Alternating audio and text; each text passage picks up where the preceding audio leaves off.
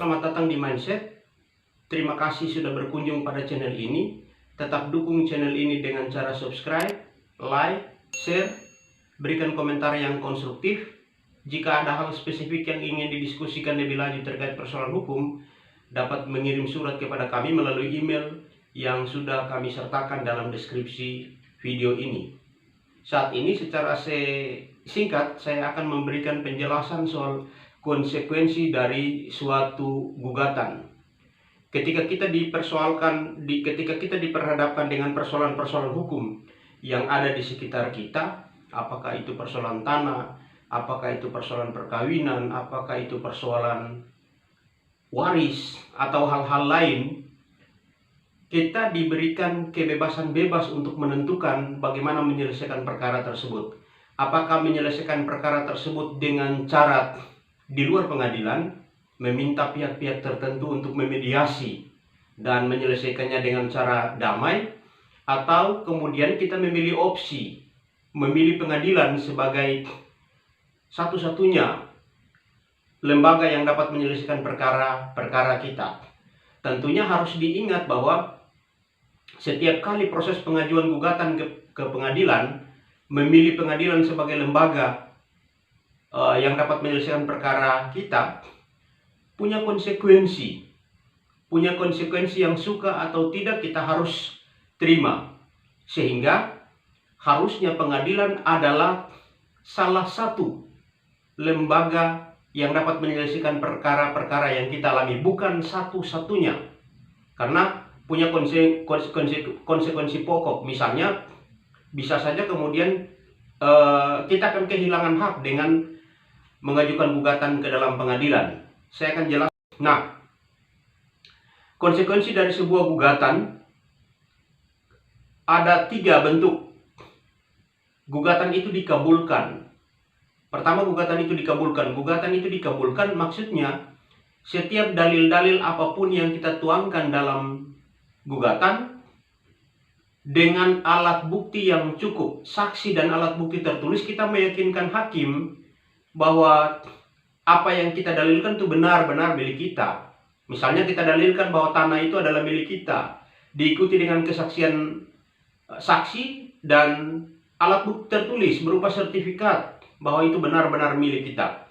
Kemungkinan besar gugatan itu akan dikabulkan. Gugatan itu bisa dikabulkan seluruhnya, bisa juga dikabulkan hanya sebagian. Tergantung bagaimana kita membuat proses perumusan dan meyakinkan hakim, sehingga akan berkonsekuensi pada gugatan dikabulkan. Lalu konsekuensi kedua adalah gugatan itu ditolak. Ketika gugatan itu ditolak, itu kebalikan pokok dari gugatan dikabulkan. Gugatan ditolak artinya setiap dalil-dalil yang kita tuangkan dalam gugatan tidak mampu kita yakinkan hakim dengan alat bukti yang ada. Kita tidak memiliki saksi, kalaupun saksi yang dihadirkan tidak memiliki kemampuan memberikan kesaksian secara sempurna. Kesaksiannya hanya didasarkan atas mendengar misalnya. Lalu alat bukti tertulis, alat bukti yang kita hadirkan bukan alat bukti yang benar-benar memiliki otentifikasi yang tinggi, tetapi alat bukti yang dibuat di bawah tangan misalnya. Besar kemungkinan kita gugatan yang kita sampaikan ke dalam pengadilan adalah berkonsekuensi pada gugatan itu ditolak. Dan yang ketiga adalah gugatan itu tidak dapat diterima, atau dalam bahasa Belanda disebut dengan niet onafhankelijk verklaard. Biasanya orang singkat dengan NO. NO itu apa?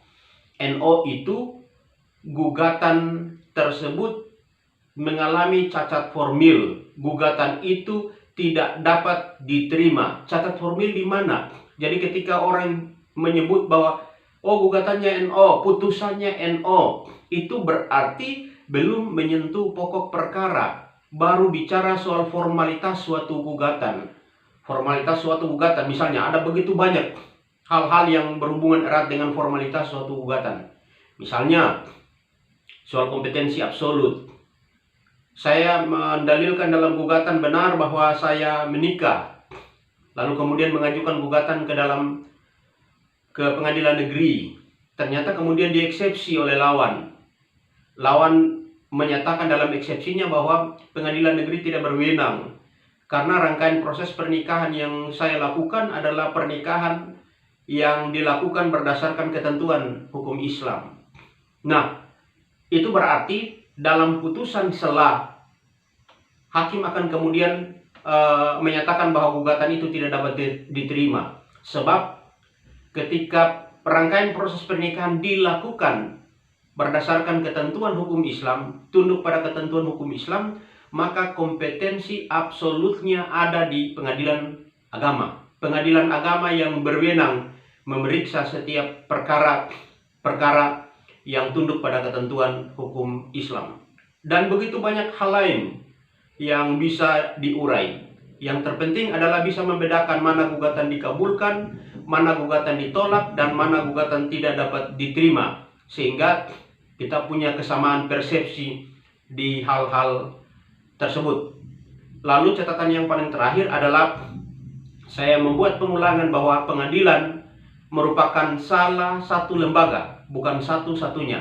Artinya kita lebih banyak menempuh penyelesaian perkara-perkara di luar pengadilan, memediasi perkara-perkara sedemikian rupa sehingga ada kata sepakat dalam musyawarah yang kita hasilkan. Tidak perlu kemudian menggunakan pengadilan. Kalaupun misalnya setiap lembaga atau proses di luar yang kita tempuh tidak memiliki hasil yang maksimal, maka kita dapat memilih lembaga peradilan untuk dapat menyelesaikan perkara yang kita alami.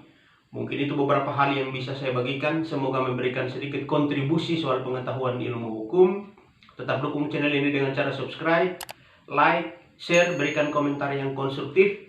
Jika ada hal spesifik yang ingin didiskusikan lebih lanjut terkait persoalan hukum, dapat mengirim pesan, surat kepada kami melalui email yang sudah kami sertakan dalam deskripsi video ini. Terima kasih, salam hormat dari saya.